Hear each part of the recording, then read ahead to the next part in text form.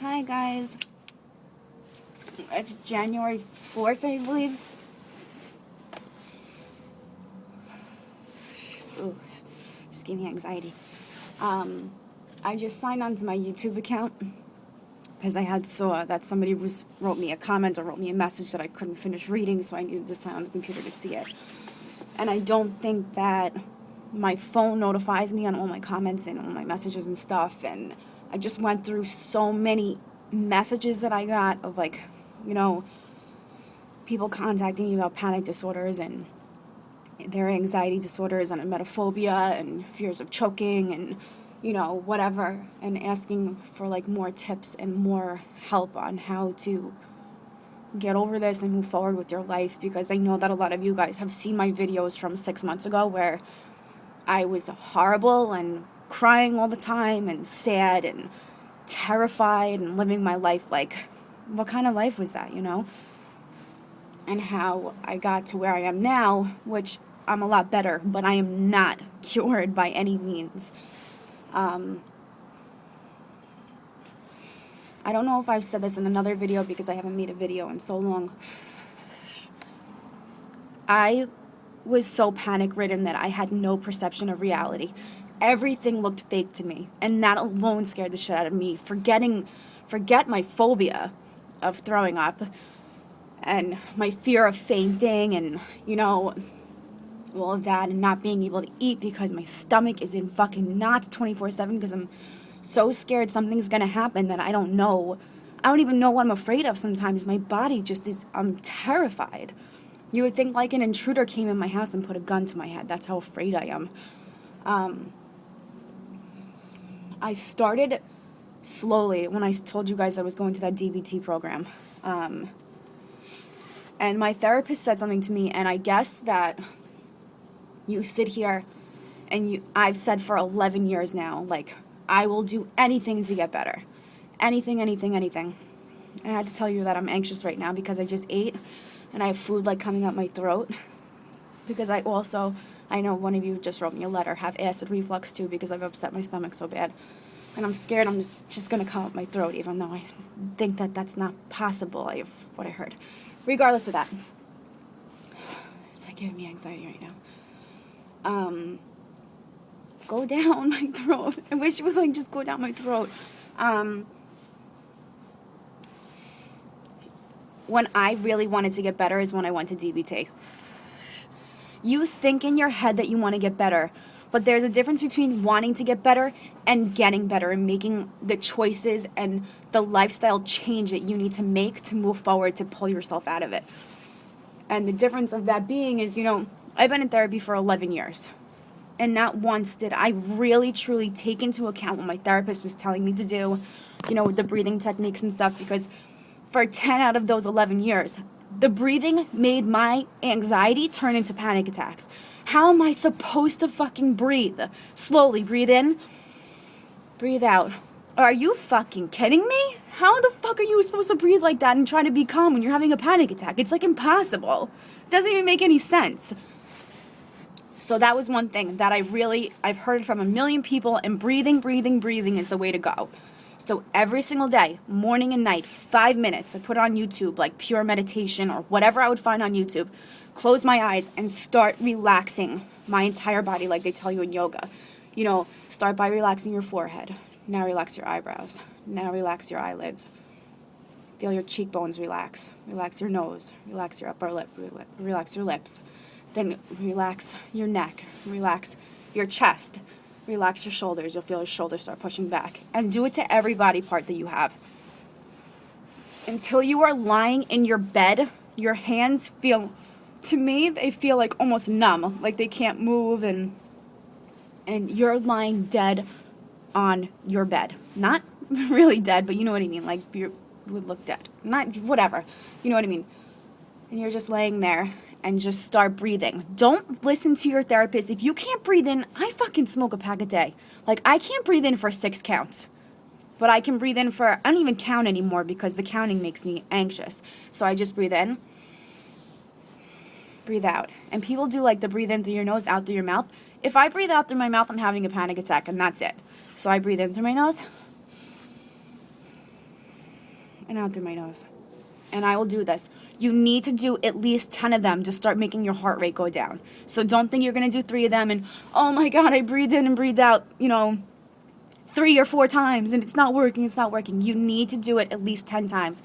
And your stomach needs to expand. Girls, I know that we want to look skinny and all and stuff like that. You need your stomach to expand. You can't be breathing in with your stomach sucking in. That's not the way it works. That's not the way your diaphragm needs to go. It's just not okay. My biggest thing, and I had to repeat this to myself over and over and over again, because when you start having a panic disorder that's so bad, you really have no perception of reality. What do they call it? I forgot what they call it. Derealization. I had nothing for months. I would walk outside and look around, and it looked like I was in a movie. Everything was glassy. It didn't look right. And nothing in the world scared me more than that. And that was something that I needed to rid myself of immediately, because once I could catch myself and start differentiating reality from my head, things started getting a lot better. So my therapist said to me, and I know that it might sound stupid to some people, you've already tried it, try it again. Be where you are when you're there. So, for instance, every single day, if I went to my mom's house, which still is a 7-minute drive from my house, hard for me, I would go to my mom's house, I'd be sitting in the living room, and now I'm looking at everybody, and everybody's laughing, and they're having conversations, not a care in the fucking world, and I'm sitting here dying inside. And when I say dying, I don't even know how I'm breathing anymore, because I don't even want to be here, because I'm suffering so bad. And I can't get my mind out of it. So instead of sitting there thinking, oh my God, why am I here? I gotta go. And I'm rubbing my legs. And some people say, you develop the fear of choking or whatever. And you have these knickknacks where you sweat your arm or whatever. My hands are always cold. So when I'm anxious, my hands always go in the back of my neck. And I'll just sit there and I'll go like this. And I'm like, oh my God. Just because my hands are cold, I want my neck to be cold. Because none of us like to be hot, and being hot is a main trigger to us. So I would sit there and I'd be like, I am sitting in my mother's living room with Allie, Michael, my mom. Nothing's going on and everything's okay. And I would repeat this over and over and over again to get my perception back. I'm sitting in my living room with Allie, Michael, and Mom right now. Nothing bad is going to happen. I'm sitting in my living room right now with Michael, my mom, and Allie. Nothing bad is going to happen. Over and over and over again until I could make my mind be where I was. And this was hard. This didn't happen in 5 tries where my perception came back. Not at all. It would start by minutes. A minute would go by and then I'd be like, oh my God, I didn't think about that for a minute. Was something bad going to happen to me now? Am I going to get punished now because, I let go of the thought in my head? Is something bad going to happen? Is something bad going to happen? No. And I would repeat this over. I'm sitting at home in my bed right now, and it's nice being here, and or I'm out at the bar right now. I'm out to dinner right now. Nothing's wrong. This is normal. You have food here. People are here. People are laughing, and then you start concentrating on people's conversations, and you concentrate so hard. So if you're I walked my dog last week, and she got in a dog fight. Now you're sitting there. Now visualize that. So and so's dog is walking down the block. Now they got in a dog fight. Imagine it in your head and replay it and replay it and replay it. And I'm telling you, I know it sounds so fucking crazy, but this is how I pulled myself out of this. And it just came with practice, and everything that scared the shit out of me, aside from my phobias, I did, and I did, and I did, and I fucking cried my eyes out with my heart pounding out of my chest. I'm dizzy. I feel like I'm gonna fucking die. Over and over and over again. I don't like CVS. Too fucking bad, Danielle. You're going there 3 times today. And you know what? You're gonna go in the back of the store today, and it fucking sucks for you. That is the only way you will pull yourself out of this. The only way. And you guys have to understand that when I was 20 years old, I packed my shit and I moved to Florida.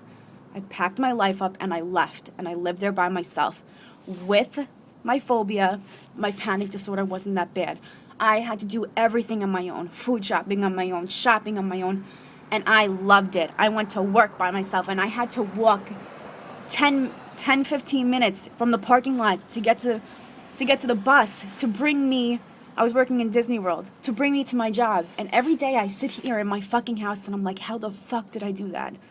How did I walk that far without my car being right there, and without knowing anybody, and without being scared, and with eating lunch and working 8-hour days? How the fuck did I do that? And I just sit here and I replay this over and over in my head, and I get so upset with myself. And it's like, that's the girl that I was, and that's not my life anymore.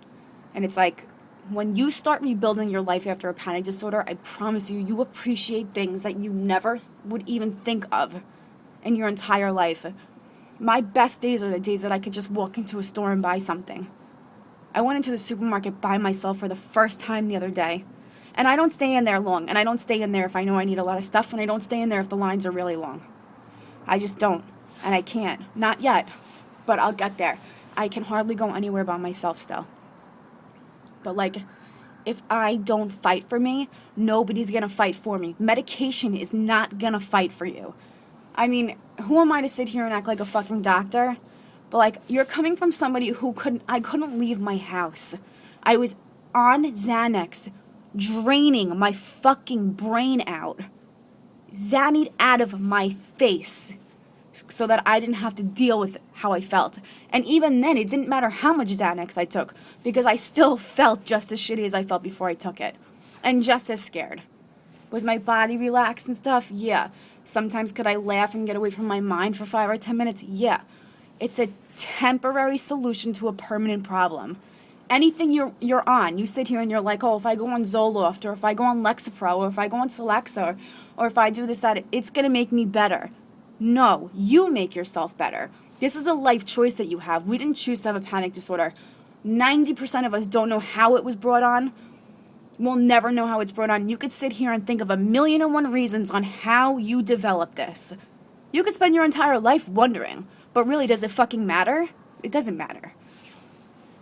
If you don't make choices in your life to get better and to move past things, trust me, nobody's going to do it for you. Your family can try to help you and baby you, and, then you start manipulating them. Like, I can manipulate anybody.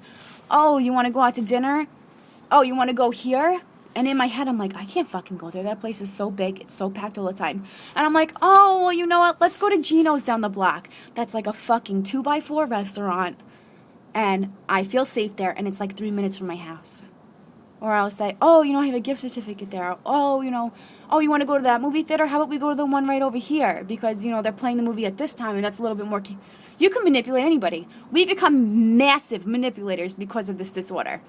And I can convince anybody of anything to get my fucking way without telling them, hey, listen, I'm scared, I can't do that. Or I won't do that. Not yet. So, again, this is your choice in your life. And you are the only one who can make it better. You're scared to get in the car and go drive around the block? Get in your fucking car and go drive around the block. Nothing is going to happen to you. You're not going to die. You're not going to have a heart attack. I promise you that. No matter how bad you feel. And I promise you that by the time you get around that block, I don't give a fuck if you speed around the block, if you stop 500 times before you get around the block, get around the block. I don't bring your mom with you, bring your dad, hold their hand, blast your music, open your windows, whatever you need to do to get around that block for the first time, get around the block.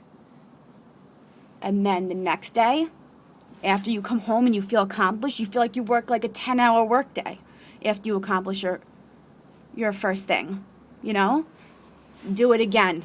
Now you're going 2 blocks. Nothing bad's going to happen to you. You did this your entire life. Don't stop now because something is trying to stop you.